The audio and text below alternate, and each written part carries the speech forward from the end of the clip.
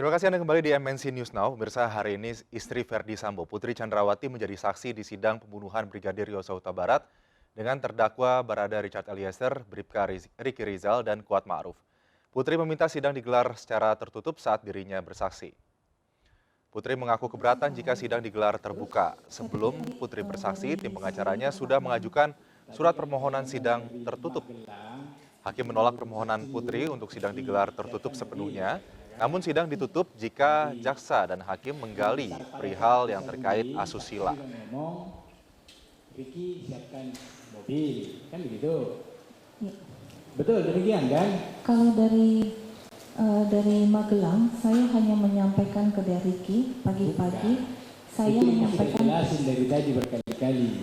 Yang kita ingin tahu ini, saksi tahu kalau tuh coba lihat sana dulu, tahu sana siapa? iya itu Kuat itu. dari Richard. Jadi yang di belakang sana itu Dari saksi Riki. ya. Nah, sekarang aja saksi bisa lihat, bisa tahu. Masa dalam satu mobil. Ya, pemirsa, pada sidang kali ini Putri Chandrawati bersaksi untuk Richard Eliezer, Riki Rizal, dan Kuat Ma'ruf, di mana pihak Pengadilan Negeri Jakarta Selatan menutup sidang lanjutan kasus pembunuhan berencana terhadap pembunuhan Brigadir J jika terdapat konten asusila. Dan untuk membahasnya, kami sudah tersambung melalui sambungan Zoom dengan Profesor Hipnu Nugroho, pakar hukum pidana. Prof. Hipnu, selamat sore. Selamat sore Mas, sehat-sehat selalu. Baik, sehat selalu Prof. Kita langsung saja bahas, ini sidang Putri Chandrawati menjadi saksi ya untuk 3 terdakwa begitu. Ini pastinya juga menjadi suatu hal yang dinantikan kesaksian PC ini di hadapan majelis hakim. Bagaimana Prof. Hipnu mengikuti jalannya persidangan PC pada hari ini? Apa saja menjadi highlight poin-poin yang disampaikan oleh Putri Chandrawati di depan majelis hakim? Ya, begini Mas, jadi persidangan kali ini kalau kita melihat suatu konstruksi pengungkapan perkara itu sudah masuk pada menggali motif. Memang betul motif itu tidak terpengaruh kaitannya pembunuhan berencana. Tapi motif itu harus ada, karena itu sebagai penyebab adanya suatu tindak pidana, kan itu kan. Dan itu dirumuskan dalam teori 7K, kan itu. Yang terkait yang pertama tentang tindak pidana sudah ada, korbannya sudah ada jelas, tempusnya sudah pasti, lokusnya sudah pasti, kemudian cara melakukannya, lah ini sekarang lagi rame, cara melakukan penembakan, dan alat apa yang digunakan, kemarin kaitannya uji balistik, dan terakhir adalah motif.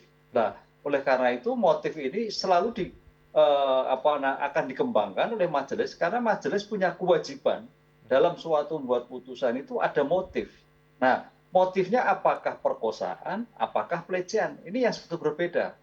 Kalau kita melihat kemarin apa yang disampaikan Pak FS, itu ada perkosaan. Tapi kalau kita lihat sementara tadi dari sampaikan beberapa media, itu adalah pelecehan. Ini sudah berbeda.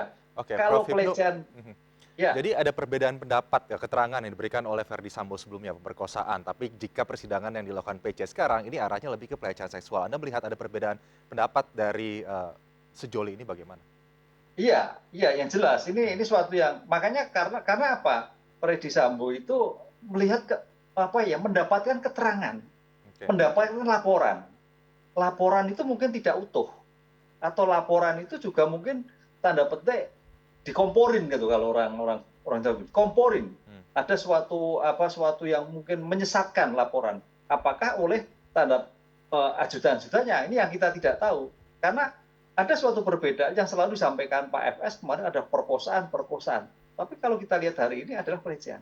Nah, ini ada yang menyesatkan laporan dari ajudannya terhadap suatu peristiwa. Oke, kalau sekarang masuk pelecehan, berarti di sini harus dibuktikan juga nanti adanya tindakan-tindakan yang tidak menyenangkan. Apakah itu tidak menyenangkan kaitannya verbal atau non-verbal? Atau kaitannya kalau kemarin misalkan kita mendengar ada seorang saksi, kalau nggak salah kombes siapa itu, pegang-pegang paha. Nah, ini ya itu suatu tindakan pelecehan seperti itu. Apakah itu yang dimaksud? Nah, ini yang kita belum dengar. Kalau itu yang dimaksud berarti tinggal dikembangkan. Tapi jelas harus ada bukti, Mas. Itu kan baru pengakuan. Pengakuan baru Bu Putri. Sekarang pengakuan itu dalam suatu konstruksi hukum harus didukung dengan alat bukti yang lain.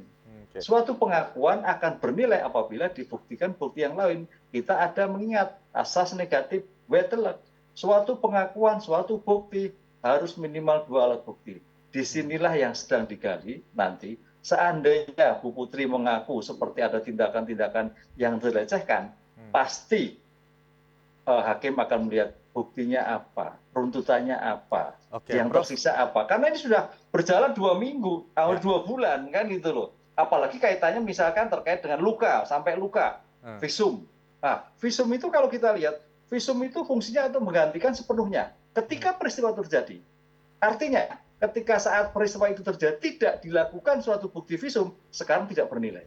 Oke, Karena artinya namanya jaringan sudah berubah. jika tidak ada bukti visum, begitu berdasarkan keterangan saja dari Putri Candrawati di depan majelis hakim dan jaksa penuntut umum, tidak bisa disimpulkan secara bulat bahwa terjadi tindakan pelecehan seksual ataupun pemerkosaan begitu pada saat kejadian di Iya, Magelang apalagi tersebut. perkosaan kan gitu. Perkosaan Oke. butuh visum yang lebih mendalam, tekanan visi yang mendalam. Karena namanya perkosaan itu lebih mendalam lagi ketimbang pelecehan seksual. Kalau pelecehan itu bersifat tindakan di luar, tapi kalau sudah perkosaan itu tindakan yang dalam. Ada pemaksaan yang luar biasa sehingga Bu PC tidak bisa bergerak apapun, dan itu ada tindakan yang lebih tanda petik ya kita bahasanya nggak enak dinyatakan di publik kan gitu. Oke, ini kan kuasa hukum dari Putri Candrawati begitu yakin begitu bahwa Putri Candrawati memberikan pernyataan di depan majelis hakim dengan konsisten, dengan terang-terangan begitu, dengan tegas begitu bahwa terjadi pelecehan seksual. Apakah kemudian pernyataan-pernyataan itu saja ini cukup untuk membuktikan bahwa ada terjadi tindakan pelecehan seksual? Pernyataan yang konsisten tersebut diulang di depan majelis hakim. Ya tidak mempunyai nilai ya. Kita bicara hukum, bicara bukti, Mas. Oke. Bicara bukti, barang siapa yang menuduh harus membuktikan, kan gitu kan. Jadi menuduh itu tidak hanya penuntut umum, termasuk Bu Putri itu juga pernyataan itu harus juga dinyatakan bukti yang cukup. Bukti yang cukup. Oleh karena itu saat ini saatnya Bu PC. Misalkan kemarin ada di BAP yang menyatakan pelecehan yang menjadikan Bu PC itu ada tekanan psikologis. Kalau nggak salah seperti itu dari penasihat hukum. Jadi ada suatu surat keterangan ahli psikolog yang menyatakan Bu PC tekanan psikologis dari perbuatan. Oke, itu bagus. Artinya nanti keterangan yang dalam BAP ahli itu harus disampaikan di persidangan. Itu Mas. Karena nanti di persidangan juga penasihat hukum atau itu juga bisa mendatangkan ahli lain. Karena uji keterangan sejauh mana keterangan ahli psikologi yang disampaikan dalam berita acara pemeriksaan itu bernilai dengan bukti-bukti yang ada disampaikan di persidangan.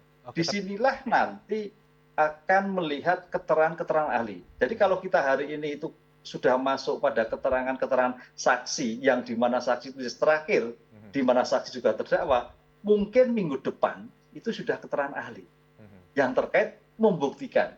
Karena sejak kemarin sampaikan ya bahwa Bu PC punya buktinya adalah keterangan ahli. Itu bukti psikologi forensik yang dihadirkan dalam pemeriksaan. Lah itu baru dibuka nanti. Tapi kalau misalnya kita kembali lagi ya, Bu PC yakin betul ataupun merasakan ada tindakan pelecehan seksual ataupun asusila dari Brigadir J begitu ya pada saat kejadian di Magelang tersebut, apa kemudian yang bisa membuktikan adanya peristiwa itu, Pak? Apakah ada satu hal yang bisa diberikan selain keterangan ahli misalnya terkait dengan tekanan psikologis yang dirasakan oleh PC? Ya, lah kita lihat kemarin kan siapa ya, saksi S tidak tahu ada pelecehan. Coba itu diputar itu pembuktiannya sidang. Kan juga tidak tahu. Jadi banyak yang tidak tahu. Pertanyaan gitu. Nah sekarang tinggal bukti-bukti verbal. Nah itu yang nanti kita lihat. Karena sejak kemarin ada bukti ahli yang menyatakan bahwa Bu PC mengalami suatu gangguan psikis akibat suatu pelecehan seksual. Nah gangguan psikis ini juga harus dibuktikan. Mana yang kena? Nah, itu loh. Ini yang harus juga diperhatikan. Saya sih posisi objektif ya. Jadi karena suatu pembuktian itu nanti sesuatu dianggap benar. Presumptio iuris de iure. Suatu yang dianggap benar kecuali dibuktikan sebaliknya. Nah, oleh karena itu nanti kita lihat di dalam pasal 160 ayat 3 bahwa pasti nanti bahwa suatu di persidangan keterangan yang memberatkan, yang memperingankan, baik yang diajukan oleh penuntut umum atau penasihat hukum, baik yang sudah di BAP atau yang belum, wajib didengar di dalam suatu persidangan. Disinilah nanti untuk memperkuat keterangan-keterangan Bu PC perlu adanya keterangan-keterangan yang lain yang bernilai dari apa yang disampaikan oleh beliau. Karena selama ini belum ada kecuali surat keterangan dari psikologi forensik di dalam BAP yang menerangkan Bu PC adalah mengalami pelecehan seksual. Nah, kalau itu betul, itulah yang akan menjadikan suatu meringankan atas suatu dakwaan Bu PC. Pembunuhan Karena berencana namanya ya. suatu perbuatan itu pasti ada motif. Itu yang menjadikan. Tapi kalau tidak, bisa memberatkan. Oke, jadi kesaksian Ibu PC pada hari ini sejauh mana akan mempengaruhi the bigger issue-nya pembunuhan berencana terhadap Brigadir Yosua Huta Barat, Prof? Ya, terhadap pembunuhan berencana berpisah. Oke. Suatu yang berbeda. Mhm. Kaitannya pembunuhan berencana nanti dibuktikan bagaimana Bu PC bisa menjelaskan. Ada suatu eksekusi. Tadi saya katakan alatnya untuk menembak seperti apa, jenisnya apa, caranya bagaimana. Itu seperti motif hanya mengetahui penyebab. Hmm. Karena suatu kejahatan pasti ada motif. Jadi sama sekali tidak berpengaruh adanya pembunuhan berencana. Pembunuhan berencana sudah firm terjadi, penyebabnya ada, alatnya ada, korbannya ada, TKP-nya ada. Tapi penyebabnya itu suatu yang lain. Oke. Itu hanya sebagai konstruksi majelis dalam hal mengambil putusan nanti. Oke. Jadi bulat gitu, Mas. Baik, Prof. Hipnu, tentunya kita ingin mengetahui juga bagaimana kemudian kesaksian dari PC ini akan mempengaruhi hukuman bagi para terdakwa, 3 terdakwa yang berada di persidangan. Namun kita jawab nanti usai jeda. Prof. Hipnu, pemirsa MNC News akan segera kembali usai jeda berikut ini, tetaplah bersama kami.